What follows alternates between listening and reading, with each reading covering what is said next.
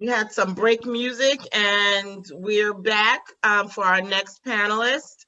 And I want to bring on Miss Sharifa Clark to do the introductions. Hi again, guys. So it is my great pleasure to introduce Ms. Vicki Clement and Professor Shad B. Ewart. They are both advocates for cannabis education, one of my favorite topics. So without further ado, Ms. Vicki Clement and Professor Shad B. Ewart. Thank you guys for having us. It is such an honor to be here. I go by many names, Vicki, Vickiana, Vicki's fine. I am the executive director of the Cannabis Educational Task Force at Medgar College. And I had a whole PowerPoint prepared, which I'm sure Dr. Burnett will show in a few. But what I did want to start out with, because I've been listening to all the speakers before me, they've really pumped me up. And so I think I can say this famous quote without getting into too much trouble. But if I do what one of my mentors has taught me, which is to apologize later. And so the quote goes like this: "You discover that the education the Negro gets is designed to keep him subservient. The poor Black man is exploited by whites and by educated Negroes too." Now, I hope I don't get into too much trouble for saying that, because our founder, Medgar Evers, he stated that quote in such a way that it has promoted our task force on campus to make sure that now that this cannabis market is exploding and that our Black community has been really affected by the war on drugs, we are at a pivotal point where we can make sure we attack any forms or manners in which our community may become subservient to other market leaders that don't represent our community. Okay. Next slide, please. So, okay, next slide, please. Sorry. Okay, who is the Medgar Cannabis Educational Task Force? We are composed of, I would say, 5 amazing people. Our academic lead, Dr. Reed, our co-academic lead, Dr. Crump, myself, which I am also an alum from Medgar Evers, and our deputy director, another alum who is now at Princeton doing his PhD, Mr. Struthers, and our safety officer and environmental health, Mr. Bangura.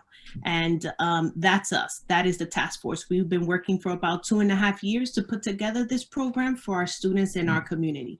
Now you may ask yourself, what is this program? Next slide, please.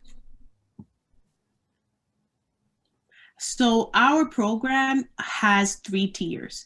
We focus on education, entrepreneurship, as well as advocacy.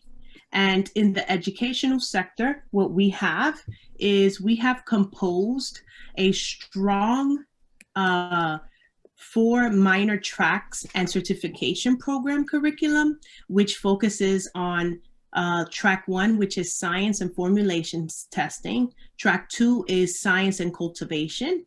Track 3 is the business sector, and track 4 is the health sector. For our entrepreneurship tier, we're focusing more on having students and members of the community deep dive with innovation as well as a makerspace. And in our advocacy tier, we really have been going strong to make sure students are represented as future workers in this cannabis market, as well as business owners and transitions from illicit to legal cannabis trade. We're also focusing on different initiatives that are going to help the incarcerated, formerly and currently, because of the war on drugs. And next slide, please.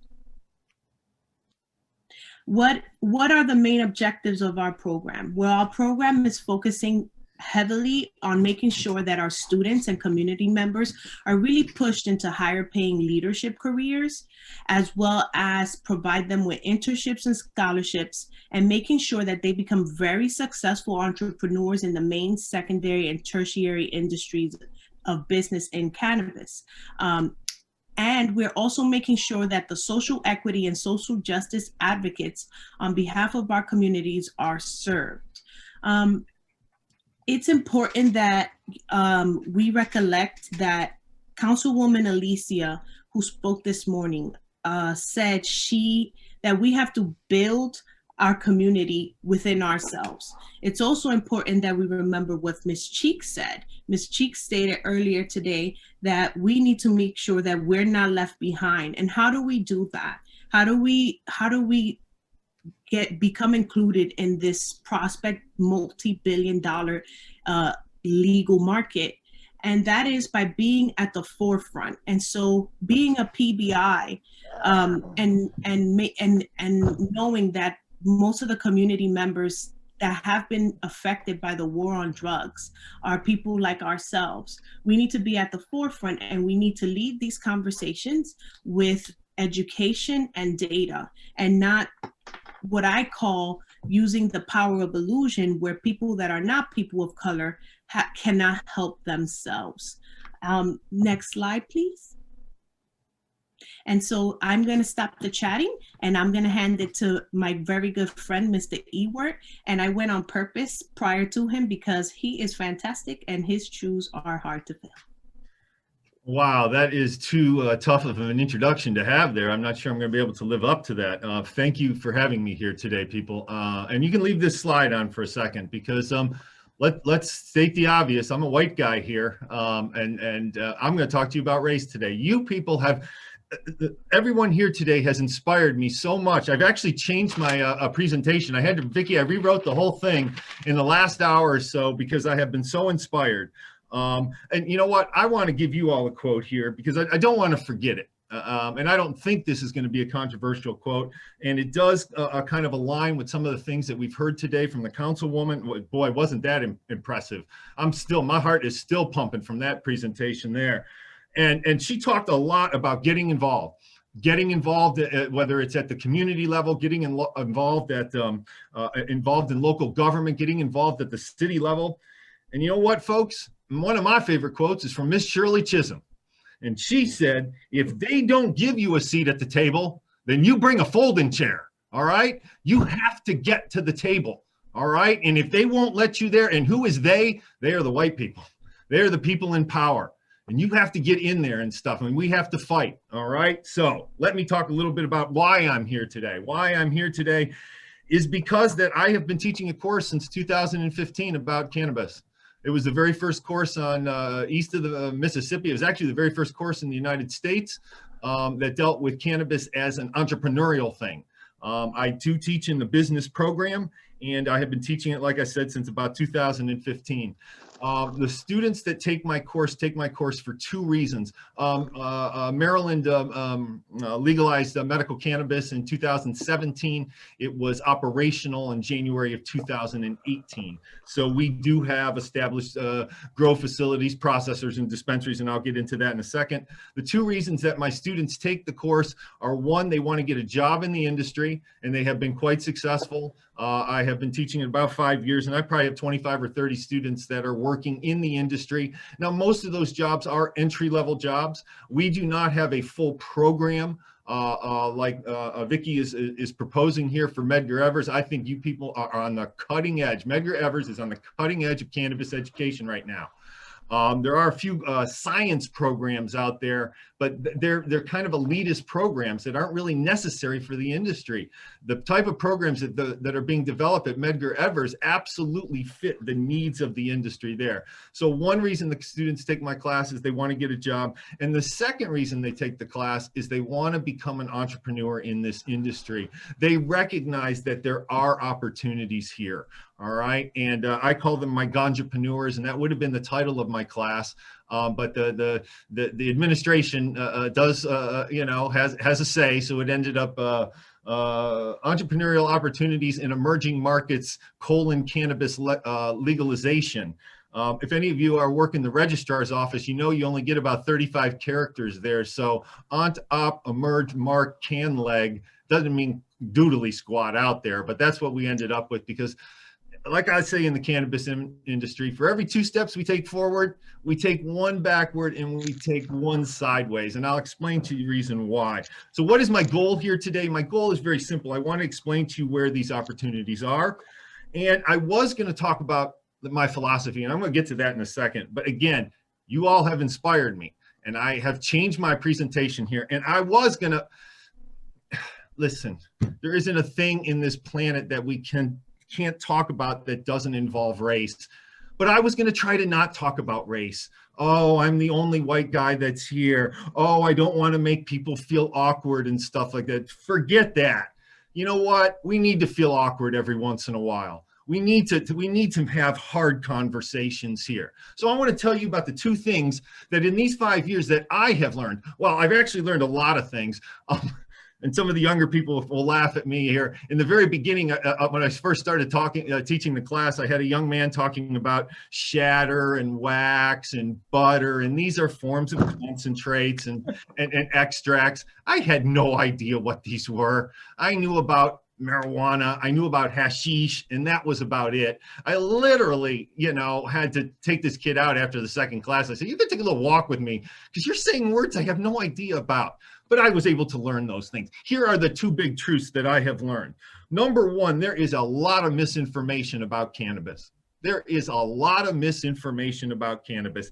You have to remember that for 5,000 years, this plant was medicine. And it wasn't even that kind of exotic of a medicine.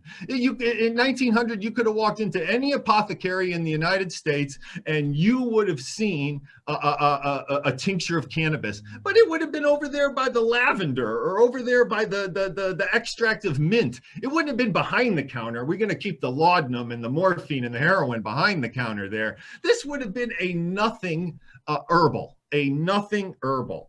but 100 years of propaganda has taken us to just say no, and all these tropes that we believe because we've heard them so many times. The current the former occupant of the White House. I live here in Washington, D.C. That is the flag behind me.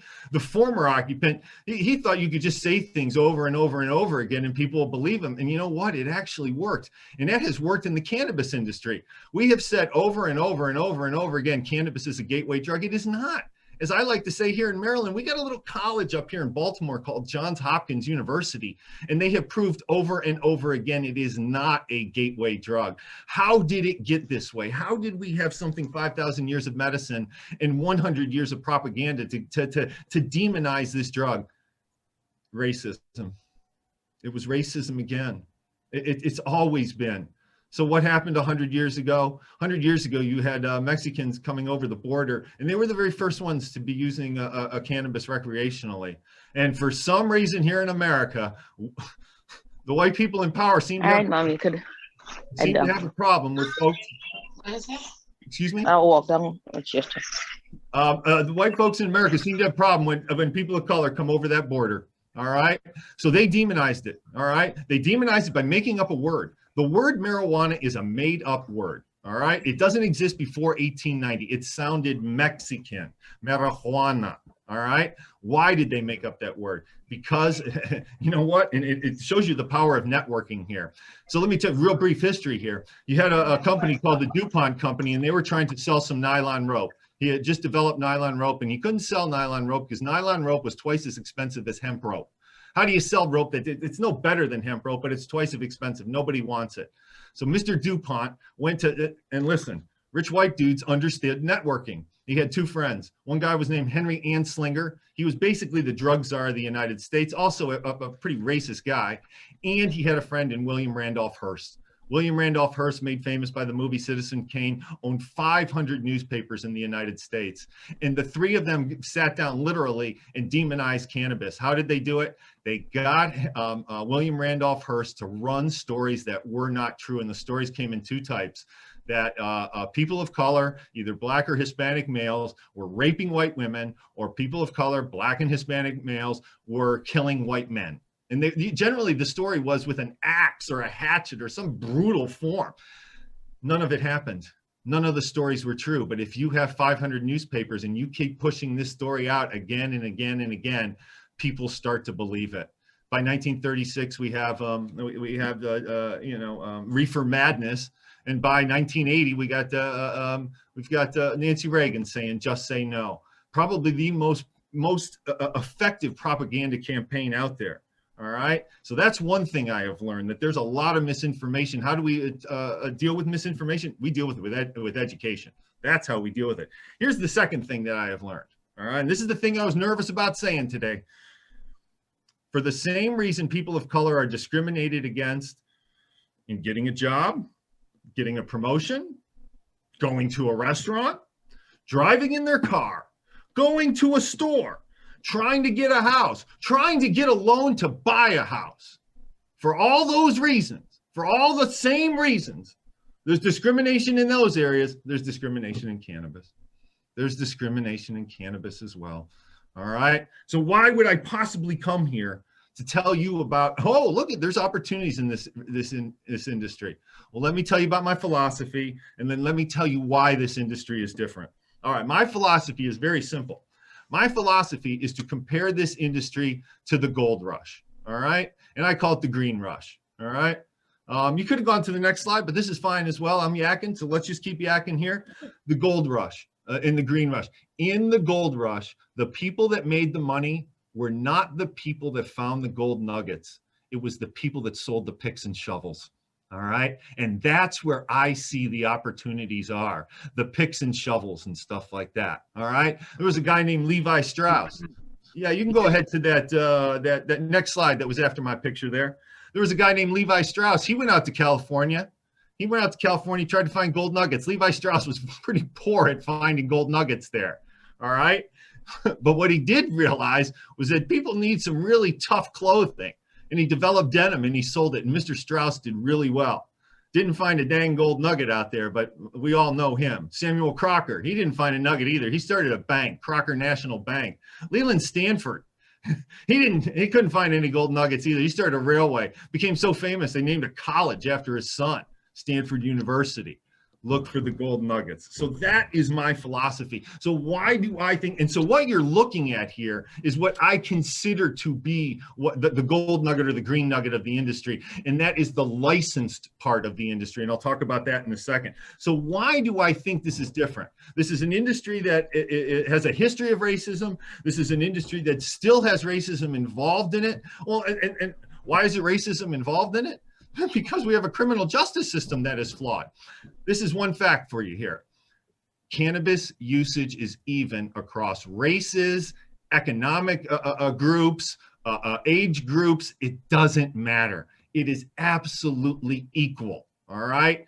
Young Chinese male, young Latinx male, young white male, all equally likely to smoke or use cannabis. All right. Yet in America, what happens in terms of arrests? 4 to 1. 4 to 1 young black males are getting arrested here in America.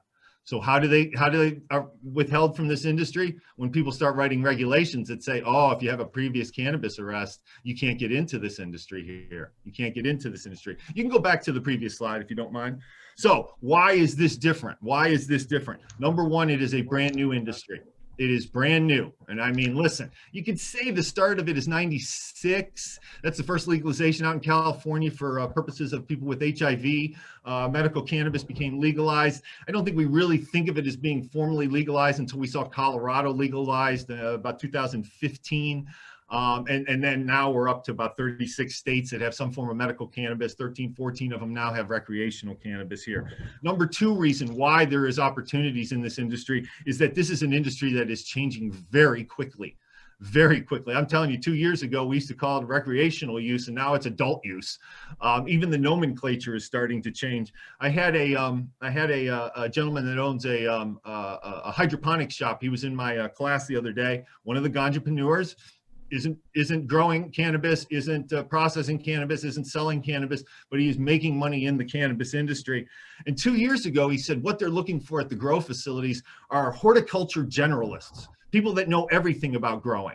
Nowadays, 2 years later, it has completely shifted. They want people that are highly specialized, people that know nutrients, people that are into soil, people that are into lighting. It's just an example here to say that this is an industry that is evolving so quickly. And when you have new industries and they are evolving quickly, opportunities are created. Opportunities are created. And finally, the last thing that makes this industry, why I think there is opportunities right now, is this is one of the few industries that has recognized its past history of social inequity.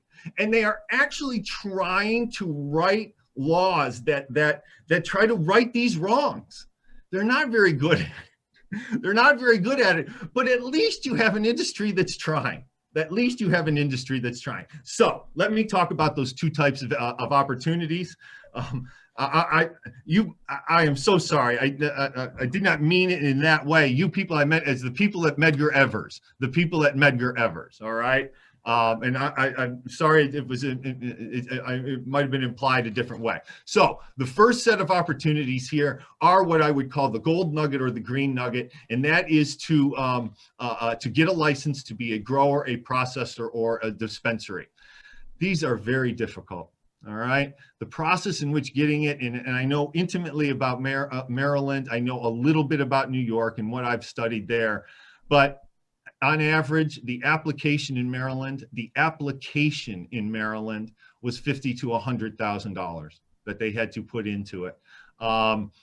In most cases, the growers had to have $20 to $25 million in the bank because cannabis is a Schedule I narcotic, because cannabis is still illegal at the federal level, islands of legality and a sea of illegality.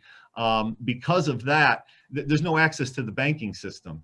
You know, unlike getting you can find a loan perhaps to buy some real estate. You cannot get a loan for this. So you have to have a generational wealth, I would say, to be able to get into this industry. The growers on average had $20 to $25 million in generational wealth. The processors had about $1 million to $1 million in the bank, as well as the dispensaries.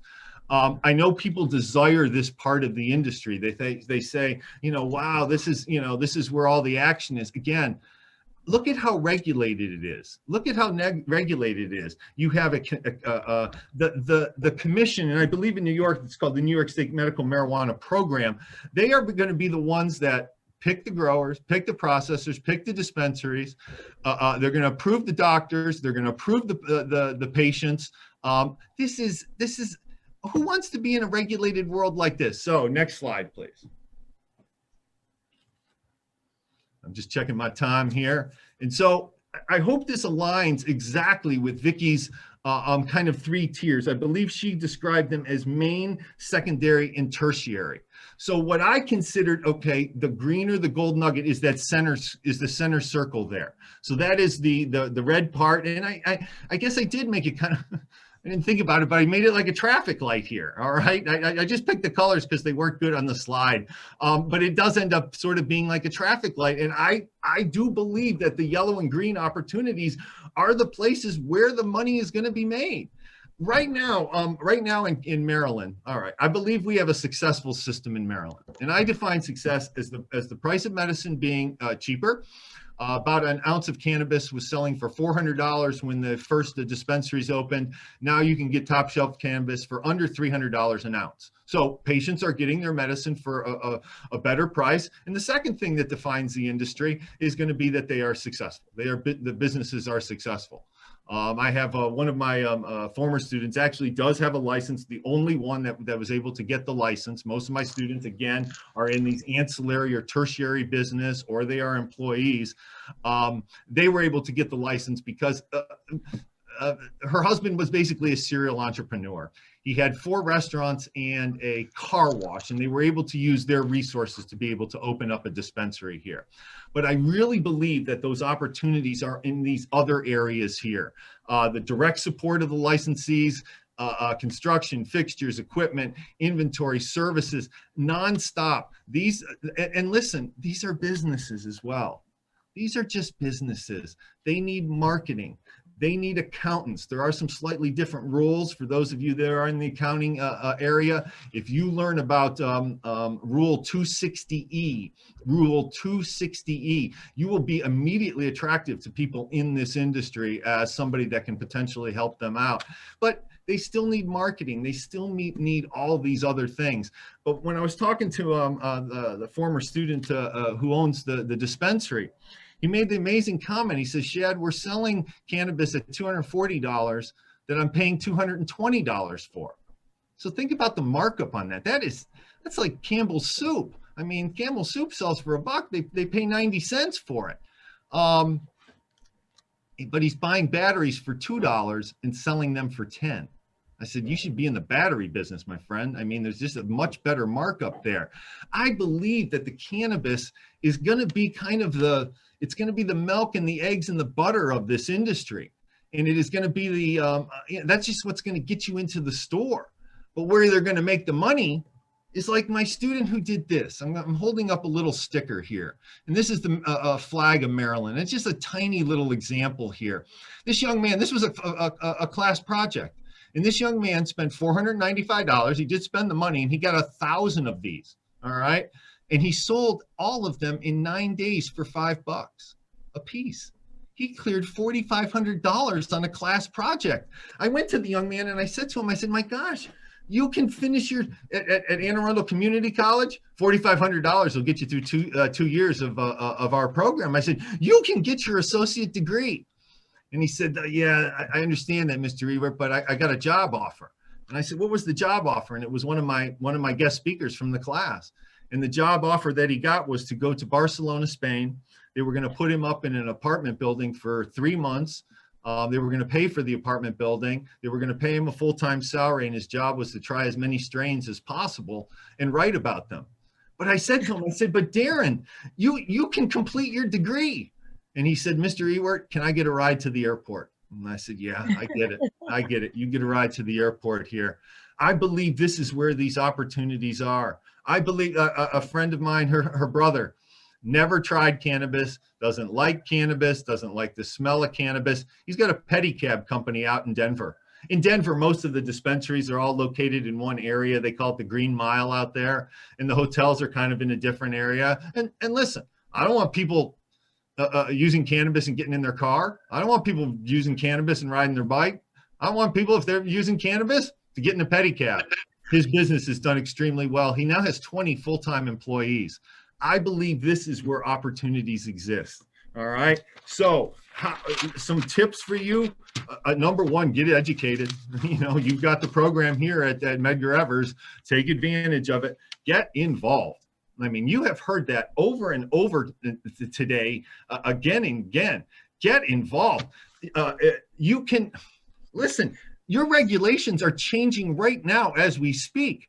The governor of New York, kind of over the barrel right now, and people are starting to negotiate with him. So just breaking news is that New York is possibly going to allow home growing. Home growing is the greatest form of social equity on this planet. If you can grow your own medicine at home and not rely on anyone, that is absolutely. So get involved, get educated, get involved. And where do I see kind of the specific opportunities in this industry?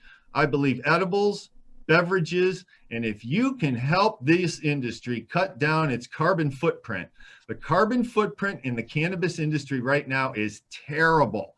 The air handling equipment to grow cannabis, and listen, if you had a choice, islands of legality and a sea of illegality, the cannabis you get in New York will be grown in New York. There is no grower that would choose to grow cannabis in New York because the greatest threat against cannabis, the plant itself, is humidity. You would grow your cannabis in Nevada or Arizona or someplace with low, but it can't cross state lines. So they have to have massive air handling equipment and stuff like that. That carbon footprint is horrible. And the other one that I keep telling my students to take advantage of, because what I have found is that young people are way smarter than me, not only with fixing my phone or my iPad, but in terms of figuring things out.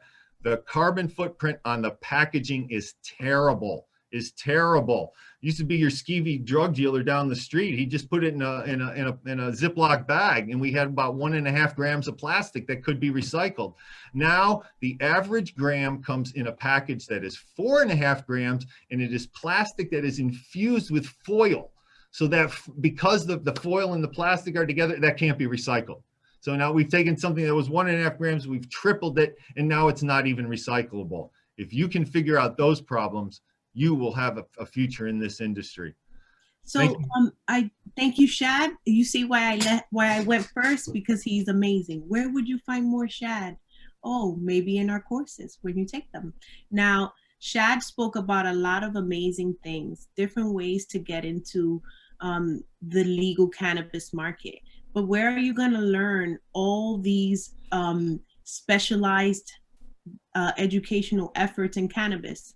Right now, we would be the first PBI to offer that. We have in our scientific tracks courses specifically focused on environmental science and cannabis.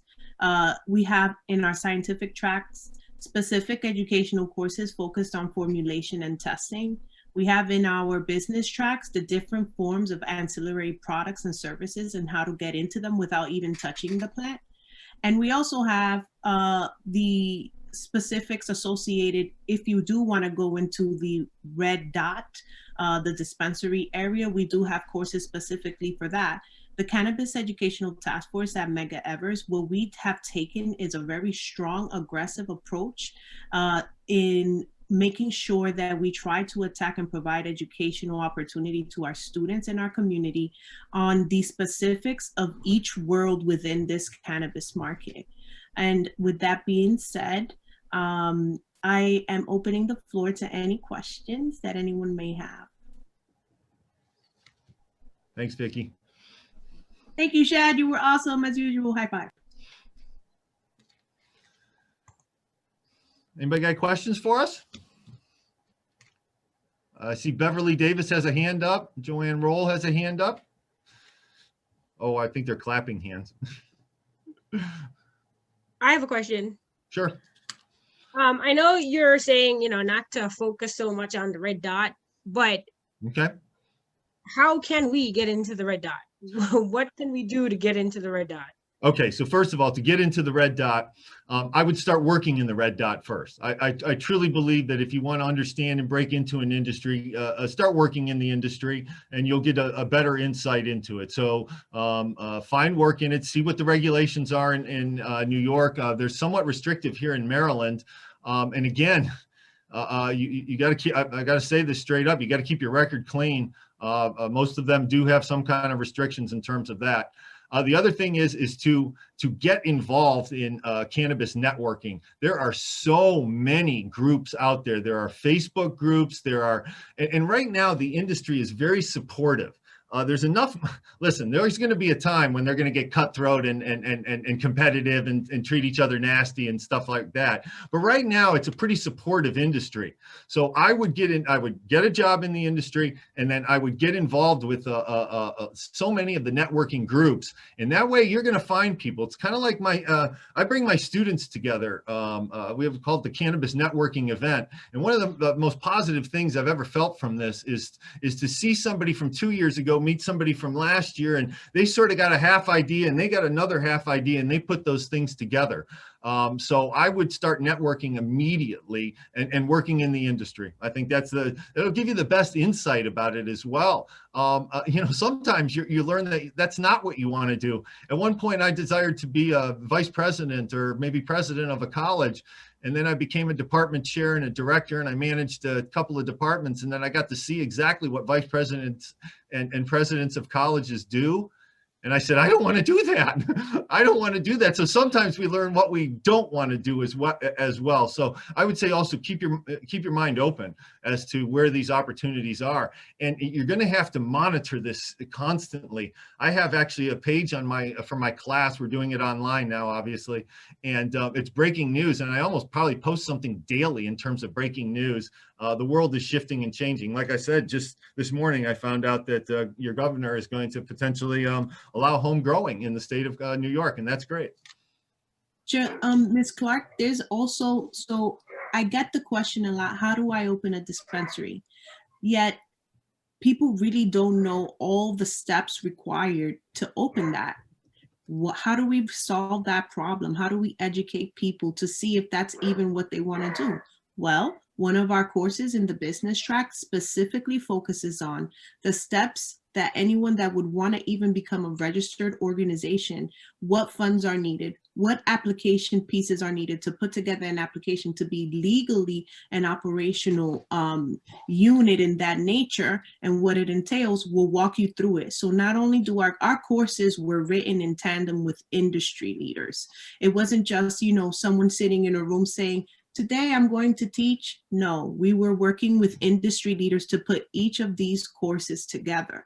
And the course that would answer probably all of your questions would be called Dispensary 101, Medical Dispensary 101, because right now New York State has only provided the information on how to open and become a registered organization for a medical dispensary. At this time, we haven't focused yet and provided any kind of legal bills that makes recreational dispensaries available. So we can only provide information on what's already legally available. And that course would teach you all of that. It would teach you all the plans you have to put together. A lot of these MSOs, which are major state operators, they had to put plans together that are like 1,500 pages. So your first move would be to have that in addition to the funding that you would need to show within that plan. So that's a great question. And there's a course that's specifically targeted at that here at Medgar College once it becomes available. And as Vicki has said, yes, the application process can be quite complex. So my other piece of advice would be start pulling together people that would be kind of form your team. And the types of people you're going to want to have on that team, you're going to want to have an accountant on that team. You're going to want to have a lawyer on that team. You want to bring in a lot of people with a different kind of business experience to be able to write those applications as well. Some of those applications are available online, and you can look at them and you can see kind of the extent of what they are, you know, what they look like. I see a couple of questions in the chat about investing in the cannabis industry. I would say investing in the cannabis industry right now is really scary. Mainly because, again, islands of legality and a sea of illegality. There are some Canadian companies out there like Tilray, Aurora Cannabis, and don't come at me 6 months from now, I invested in Tilray and I didn't make $1 million. Too bad. I'm telling you, don't do it right now. I don't love the Canadian companies. They do put a, here's the problem in Canada. Canada has a really well-established illegal market. And it hasn't gone away. And the illegal market is cheaper and it responds to customers better than the legal market. So the legal market is not really flourishing in Canada as it should. So there are investments there, but I'm nervous about those. The ones in America, I do think are going to take off. But until we resolve this at the federal level, in terms of it being a Schedule I narcotic, part of the Controlled Substance Act, I would not invest in a cannabis company at this time. I would look again at the ancillary companies. Look at. I have a response to that, and an investment that will not fail. And you know who that is? Yourself. You should look at what you love to do, and then see how you can apply it into this market, this legal market, and you will fully grow. Investing in yourself 100% is really all you have to do. And get up when you get down, because nothing in life worth it is ever easy. Because right now, as Dr. Shad said, it's the stocks are not very reliable at this time. We're not there yet, but hopefully by the time we are getting there, Medgar Evers will also offer a course on that too. But you know what, Vicki, though, there are some companies, though, that are getting into it, and they're getting into it kind of secretively. So one of the companies that has gotten into it is Scott's. The people that make fertilizer, they are heavily invested in cannabis now. So that would not be a pure cannabis play, but that would be investing in a company, though, that does have a cannabis footprint. The other one is GW Pharmaceuticals. GW Pharmaceuticals is the only one that is licensed in the United States. That's the drug Epidiolex that helps stop seizures in young people. But GW Pharmaceuticals, in terms of their revenue, cannabis is such a tiny amount. The primary revenue for GW Pharmaceuticals is a fake sugar called stevia. So if you happen to use stevia and like that, and you like cannabis, then maybe GW Pharmaceuticals is something to invest in. But in terms of a pure cannabis, I wouldn't think so. I see another question. How do you get funding to start a business?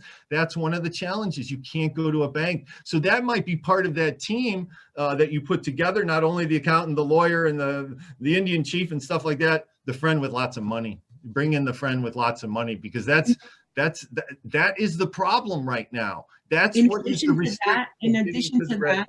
that, right now, that is a problem, as Mr. Shad stated.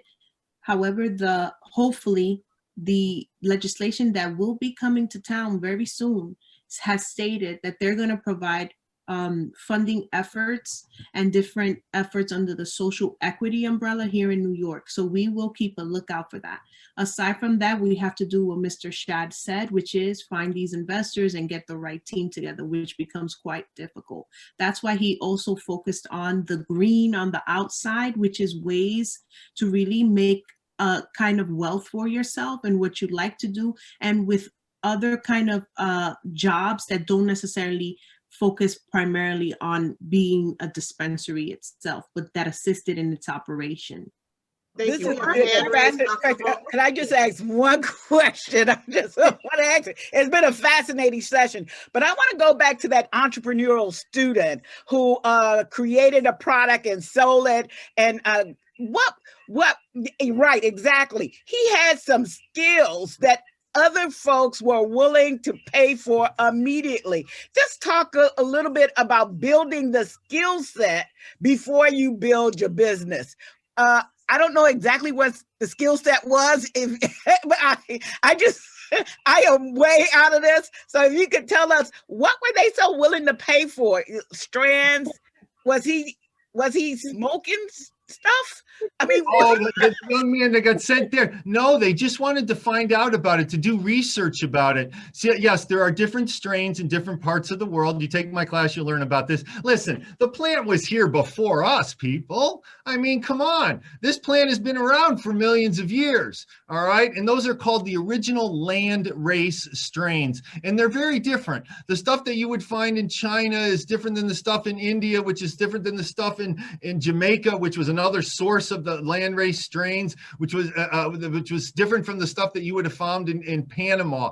So it was just a matter of doing research. That's it. Listen, if you're into the sciences,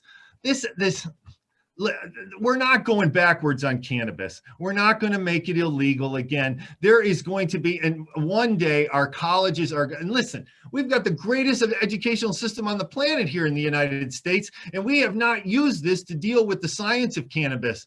There are 400 compounds in this plant. We know about 20 of them. You know about THC, you know about CBD, CBG, CBN. There are 320 compounds we haven't even identified. So when it works, let me tell you a real quick story, and that's the story of Charlotte's Web. This was a little girl in Virginia, and she was suffering from 300 grand mal seizures a day. No human being can have 300 grand mal seizures a day.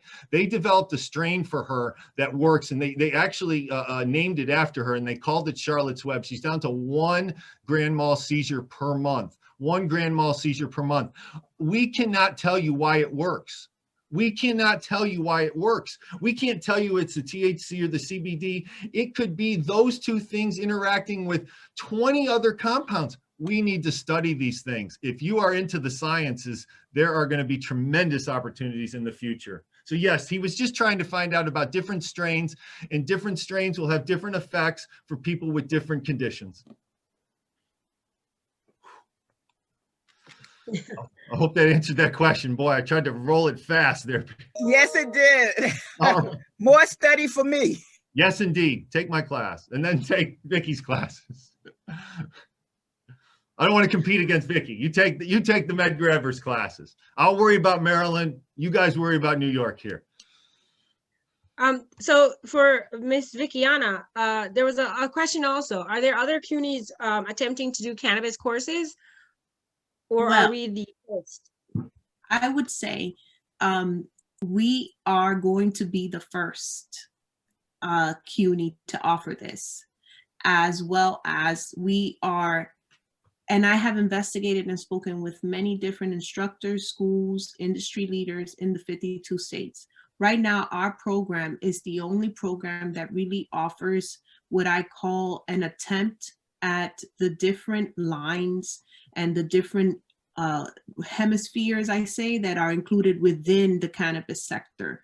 This cannabis is not just a plant getting high, let's open a dispensary. There's so much science to it. There's so much medical applicability to it. There's so much social impacts that have also resulted from the war on drugs and on our communities, that we really have tried to take a focus and a deconstructed attempt at trying to provide this education to our community and our students.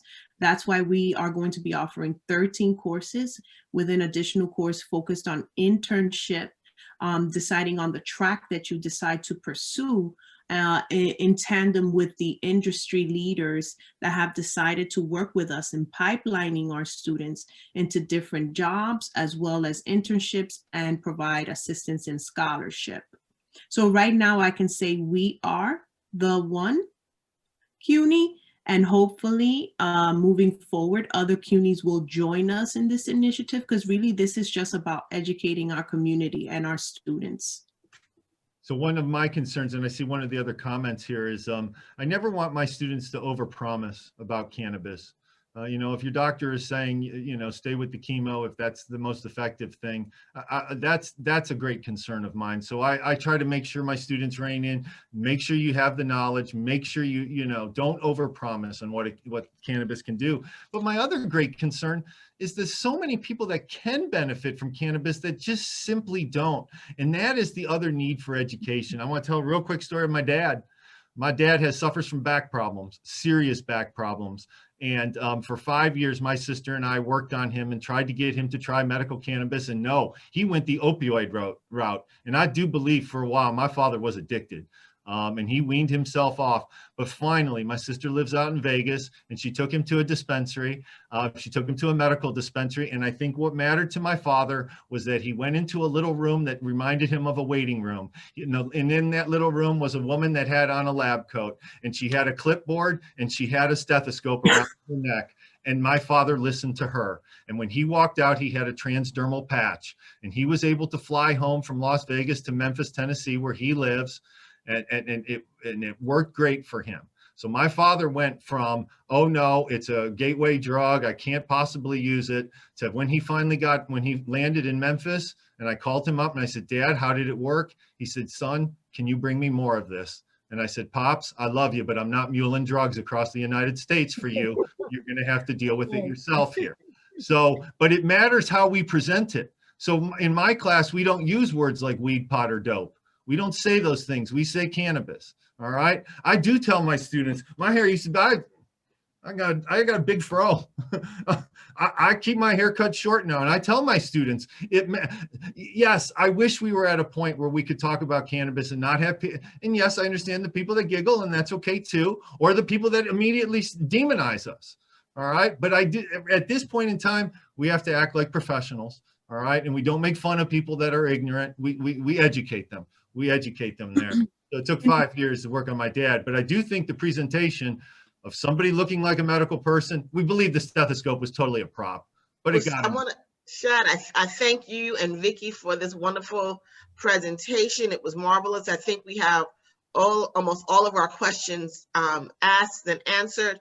If there are any additional questions, please put them in the chat box and we'll get back to you after the conference.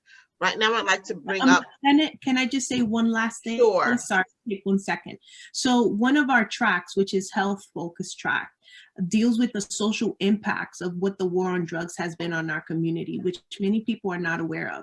I was born in the 80s and raised in the 80s, and my mom was born, I'm not going to say, but when I see an egg getting fried these days, I can't help in the back of my mind but think about, is that your brains on drugs? That was a lot of propaganda based on non-scientific fact to get these nice catchy phrases out there to our community. And so another opportunity is to free yourself from these non-scientific based ideas by educating yourself. Find out why these catchy phrases came up. Is it true that it's a gateway? And so I just wanted to add to that, and thank you guys for having us. Thank you. Thank you. I'd like to ask LaShawn Allen Muhammad to come forward to introduce our next guest speaker, Mr. John William Templeton. Good afternoon, everyone. How are you today, Raquel? Hi. So this is just, I just have to give you all a shout out. This is such a wonderful, wonderful conference. So it is my esteemed pleasure to introduce the keynote speaker, Mr. John William Templeton. He is actually our chairman of Central Brooklyn Economic Development Corporation. For the past year, he was supposed to be interim, but we will not let him go. And he also is a historian. He's an economist. He's a Howard alum. I would be remiss if I didn't mention that. And but he's just a wealth of information and a staunch fighter for our community. And it is, so with that being said, Mr. Templeton, can you please? Oh, I see you. How are you, sir? I'm doing well. Good, good. So without further ado, Mr. John William Templeton. Well, greetings from San Francisco, where I'm the absentee chairman of the Central Brooklyn Economic Development Corporation Board. But I want to talk today about something that is related to everything we've been discussing for the last 2 days, and that's James Crow, MD, MPH. Back in October, I gave my second presentation last year to UC San Francisco for their course on medical reparations. And I noted that as of October 30th, that more African Americans had died of COVID than on the entire African continent and China combined. And obviously people thought that was pretty scary, but it just so happens that because we put that marker in the ground, we have seen that since then, from November to February, has been the deadliest 4 months in African American history. So we've had 60,000 African Americans die around the country. Now, put that in context, that's 50% more than died during the Civil War. And when you think about from March 2020 to March 2021, 110,000 to 120,000 folks who have died have been the largest mass casualty event in African American history. So one of the good parts about it that sort of ties into what you've been discussing before is that because of us calling attention to this and people like Congresswoman Clark and the other members of the Congressional Black Caucus, we now have an unprecedented amount of resources available to address this problem. And so as we look at this, we want to understand that this is the result of what a lot of people call necropolitics, where policies are actually killing you. And the earlier discussion about the cannabis is just one of many, many examples of that. But now we're seeing it in real time, where, for instance, in Jackson, Mississippi, they don't have running water. In Houston, in Dallas, they don't have running water. And it just turns out to be that the places where you don't have water, you don't have power, you don't have the things necessary to sustain health are in Black communities. So these are all very obvious decisions, and we're now seeing the impact in a mass way during a pandemic. But what happens in the normal course of things is that these negative health effects happen on a drip by drip by drip by drip basis. So we might have lead poisoning or kids getting run over in the street or something like that. But these are all the consequences of policy decisions. And so what I want to focus on today is to move beyond that, because a lot of people sort of gotten on the bandwagon because, now your Columbia Presbyterians and your Northwells and everybody's talking about health equity and that sort of thing. But what we found is that even though it's not as obvious as Texas or Florida, we still see a 4-to-1 disparity between testing that's done in, the Upper West Side as opposed to Brownsville. So Democrats are doing just as badly as Republicans in terms of necropolitics. And so what we've been working on with LaShawn and our board is to show how we really take control of the health infrastructure and make sure that these resources don't just pass through our community like diarrhea, but that we actually seize control of those funds to ensure that these problems are fixed on an ongoing basis. In California, most Democratic city in the country, we spent from April to December to get the state to test Black folks for COVID. And finally, they decided, well, we're going to give a contract to 20 Black churches to do testing, but you got to go through this big conglomerate to actually run the test and to actually collect it. And we're just going to pay each little church a little bit for using their building. So for the amount of money that they spent with those big firms, we could have put up 12 diagnostic labs in those communities and created ongoing jobs. So one of the Black-owned diagnostic labs in Tulsa, of all places, just expanded to Dallas and created 100 jobs. Now they're expanding into Atlanta, and we're working with them to try to move into Brooklyn, because there's going to be a continuing demand for testing. There's also going to be a continuing demand for vaccinations. And as the government uses the Defense Production Act, Congresswoman Clark is part of the Democratic manufacturing group that was announced 2 days ago. We need to make sure that the government says that when we build these vaccine manufacturing plants, that we're not sending $1 billion of your taxpayer money to India to make vaccines, but that we use places like Brooklyn Navy Yard to create vaccine factories in our community, because the safest place in the country, ironically, in the 100-year anniversary of the Tulsa race riots, was a Black community in Tulsa, because they had a Black diagnostic lab, and she started doing testing on March 9th,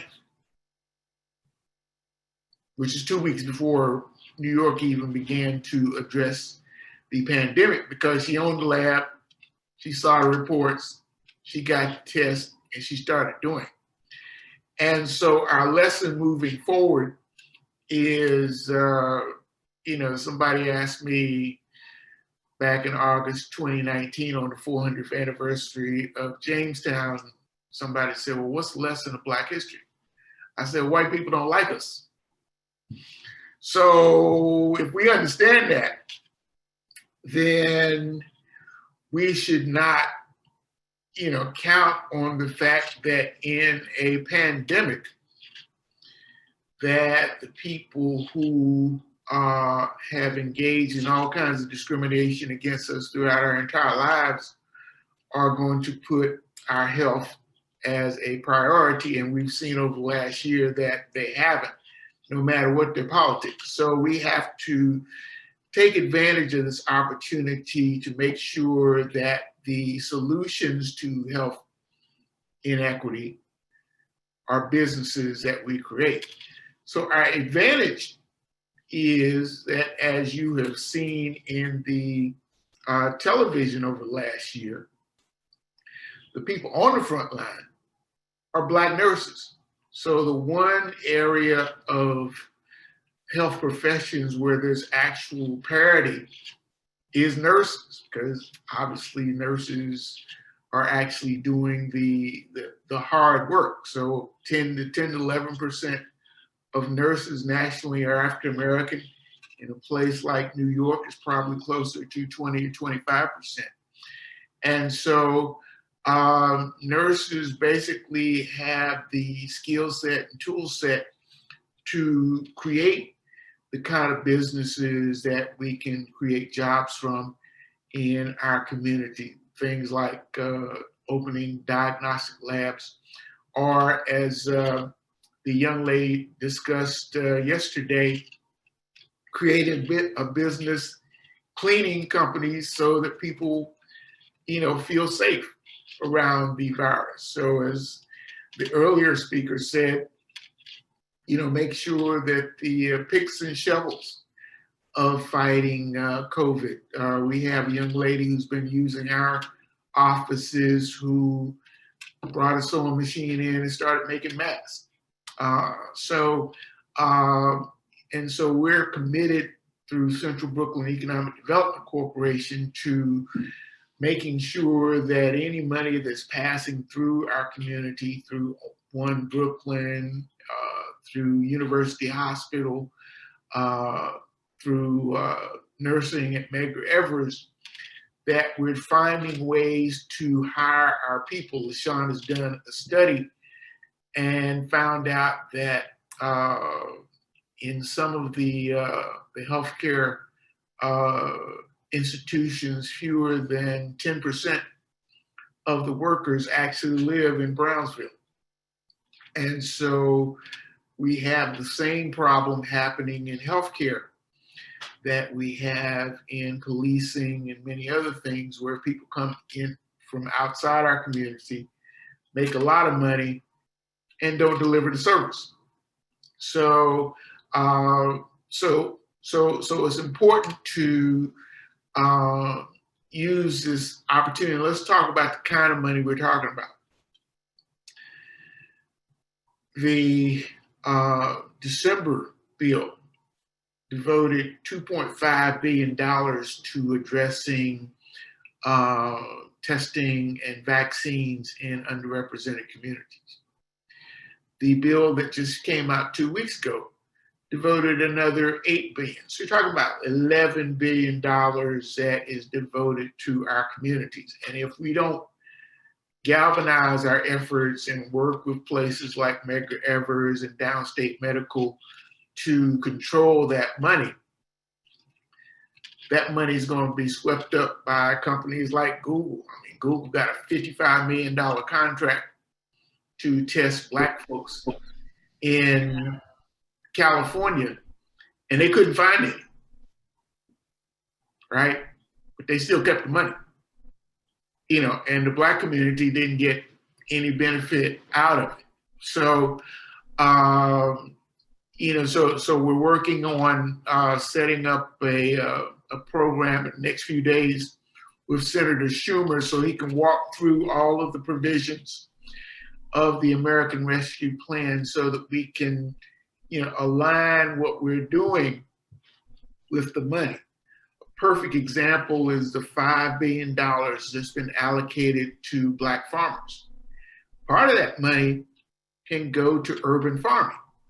So if you want to take some of the, I think we just found that there are 100 vacant lots that the city has in Brownsville. So if you're interested in addressing food deserts by, growing food, that's a way to tap into some of that money that's been allocated through the hard work of the Congressional Black Caucus. We're doing a conference. You can go to my site, blackbusinessmonth.com, and we actually have the chief scientist of the Food and Drug Administration. And you can win a lot of money by asking people if it's a Black woman, because it's actually a Black woman who's a nurse, who is in charge of all the approvals of all these vaccines. We saw the stories about Dr. Kizzy Corbett, who was a researcher at NIH who started the process and came up with the regimen for creating the virus overnight last January. But the scientist who approved those vaccines is also a Black woman. So both ends of that process are Black women. So that's one of the things that should give us confidence in terms of the results. But the thing that's really going to give us confidence, the reason that, one of the biggest reasons that people are hesitant about drugs in general is that they don't know anybody who's making any money off of it. So from pharmacists to researchers to regulators, we don't know the people who are actually making those decisions. And, being Black for a little bit in this country, you understand that motivation follows money. So if we don't know who's making the money off it, we're not going to trust, the results. So the more that we are involved in actually making drugs of all kinds and making sure that we're not shipping,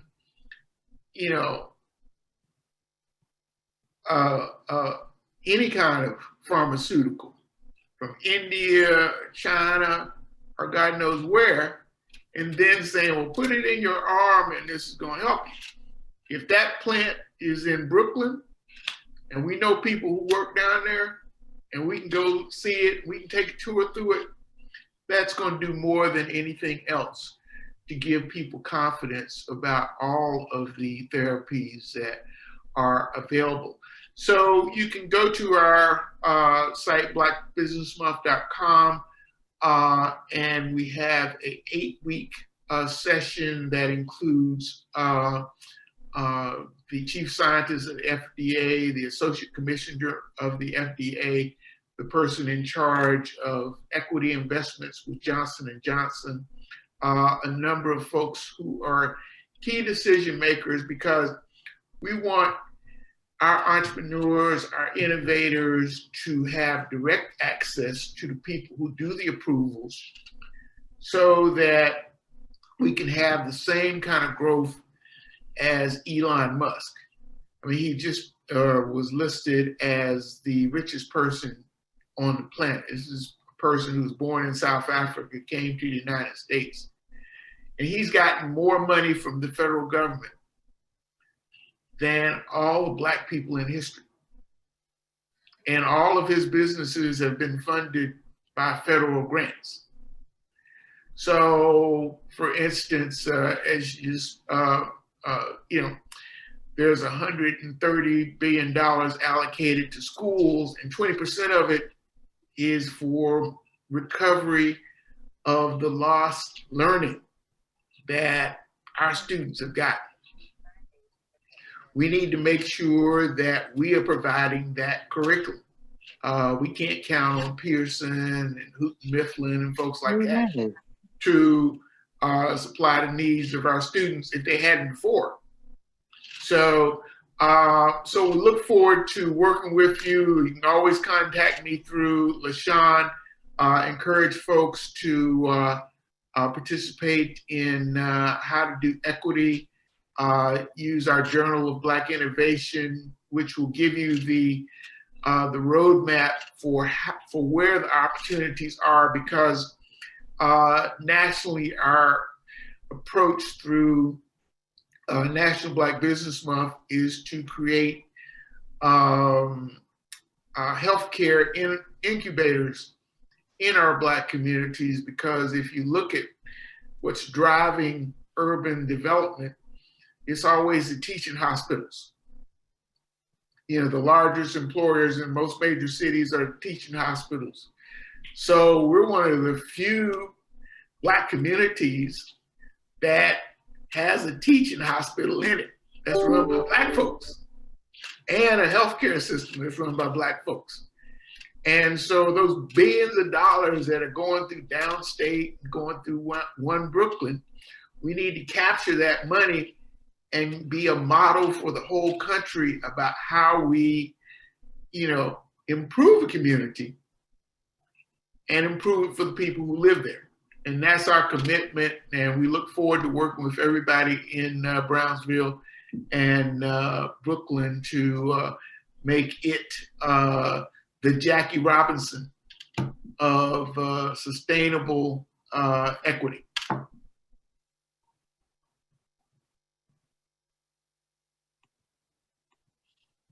Thank you for that powerful presentation. I'm going to ask LaShawn Allen Muhammad to follow up with questions, and for those who have questions for Mr. Templeton to put them in the chat box or raise their hand.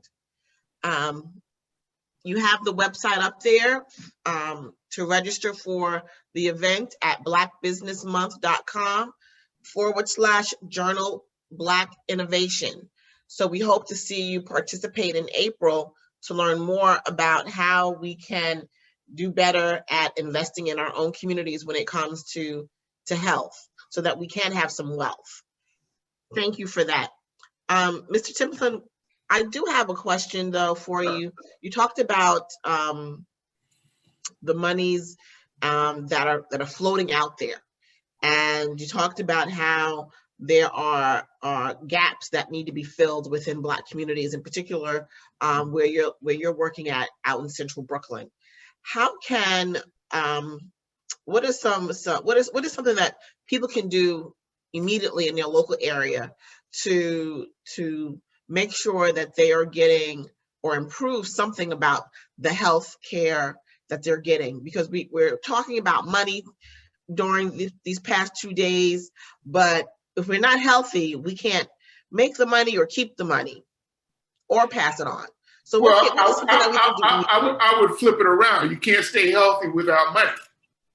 So as we worked 5 years ago in a place called Costa County, which has 5 oil refineries in predominantly Black community near San Francisco, and they wanted to close the hospital. I have a question for Mr. Templeton when you're finished with this answer, please. My name is Faith Burnell. And so, well, why would you close a hospital where you just had a refinery blow up and 14,000 people had to go to the hospital, largest pollution event in American history?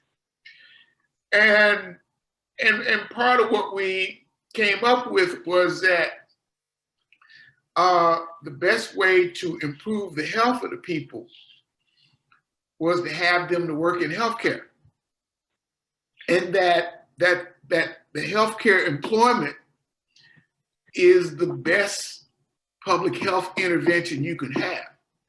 So the more that we,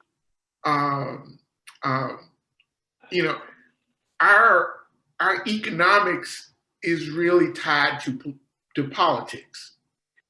And I'm glad you said that. And that's a different orientation than we've been taught. But as I mentioned with Elon Musk, he became wealthy because he got money from the government. And if you look at Google, Oracle, all these companies all started with government grants. And so this is the first time, I've been a business journalist 48 years. The American Rescue Plan is the first time in American history that the federal government has said, we're going to give billions of dollars to Black businesses, to historically Black colleges and universities, to Black farmers. It's never happened before. The Treasury Department just committed $9 billion of capital to Black banks.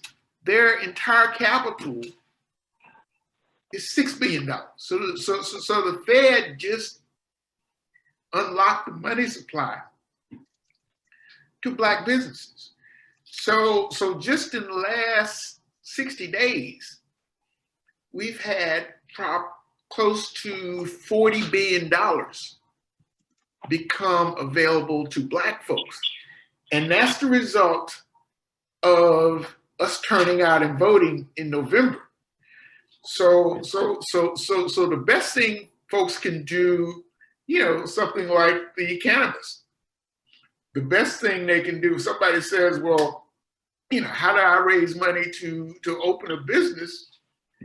You talk to, you got the speaker and the Senate Majority Leader are Black for the first time. And we just had the Chief Information Officer, who's Black in New York State, as our speaker in January.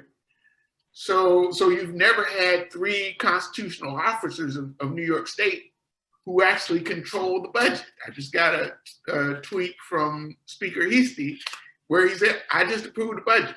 And I put money aside for, I think it was testing. So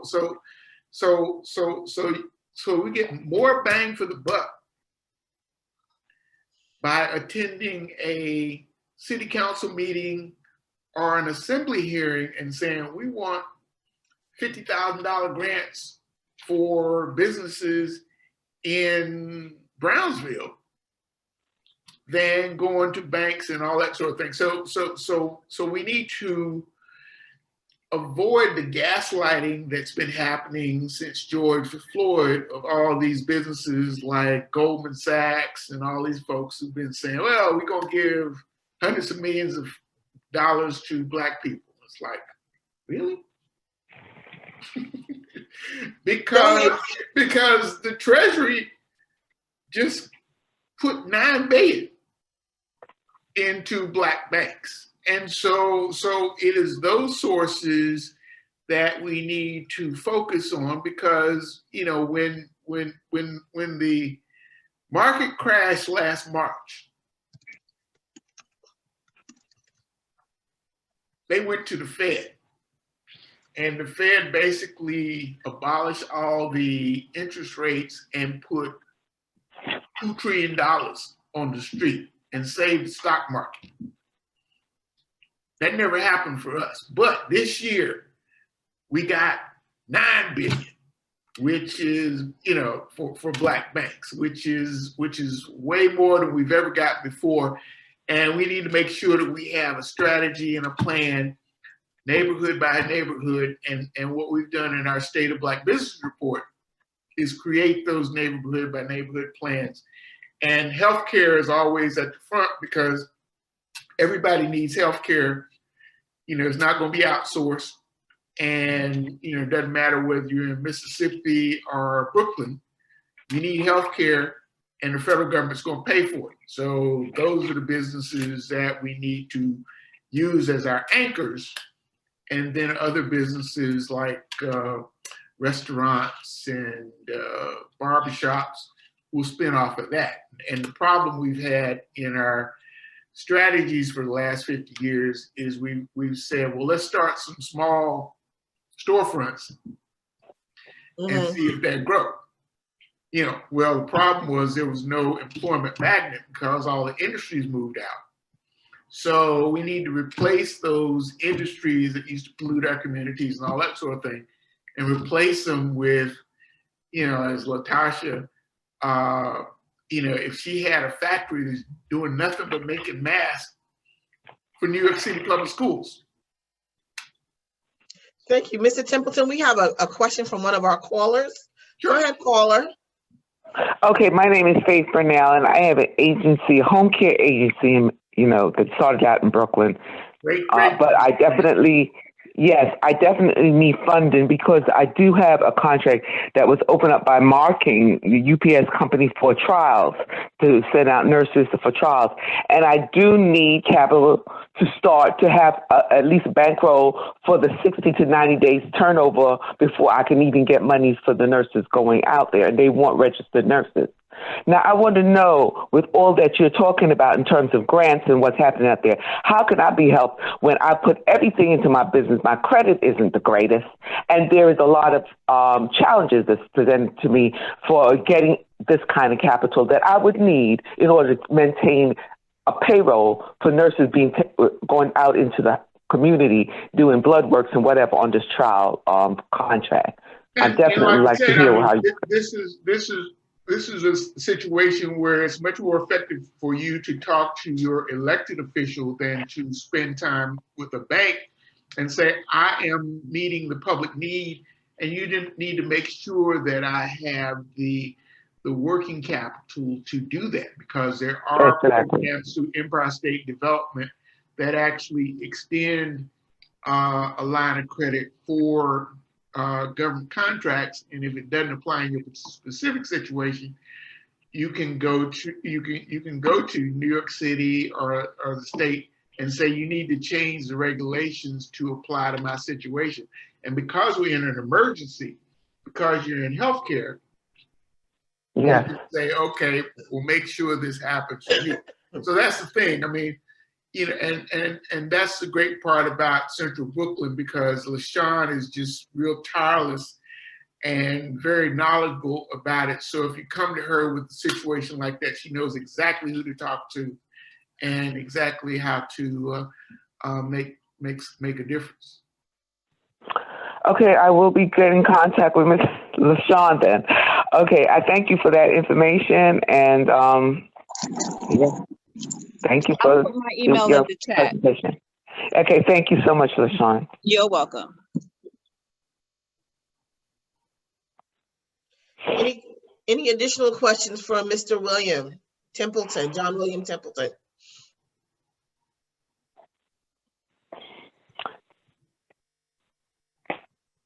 Well, we know that health during this time is very important, but also I like to also understand what is being done for people in their rights of choices within all what is going on in this COVID period.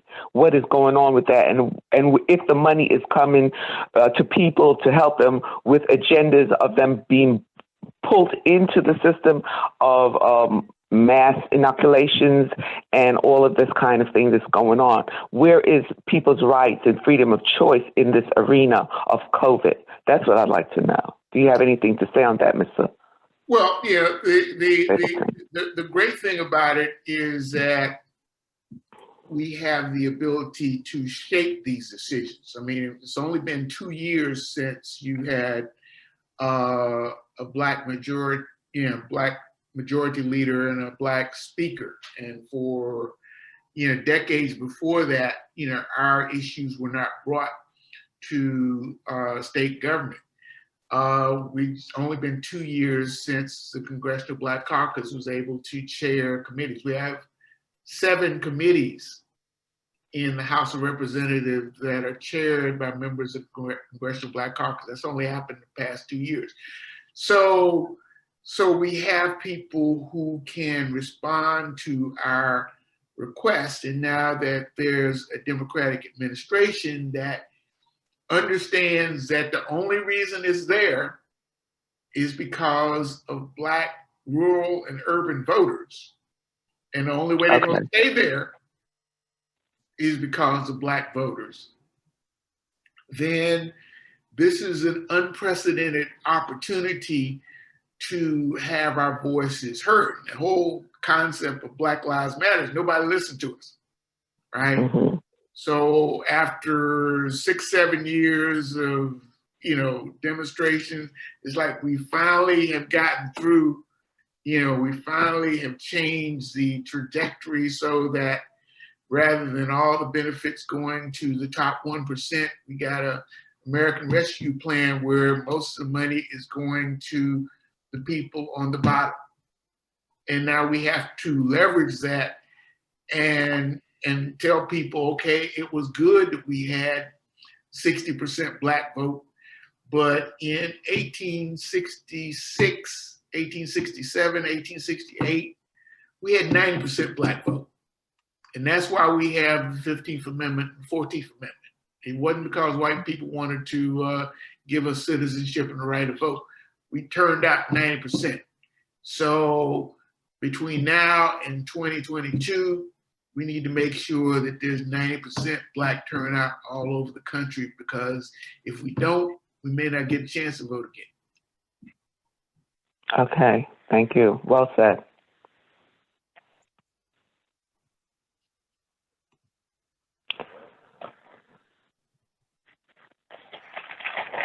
Thank you, Mr. Templeton. That was an interesting presentation. Yes, thank you. I have a question, and I know you just talked about choice and about what happens if we don't vote.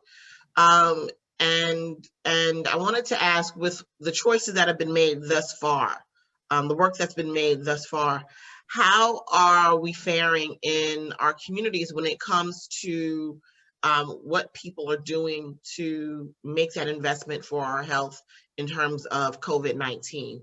Not well. Going on in our communities? Not well. You have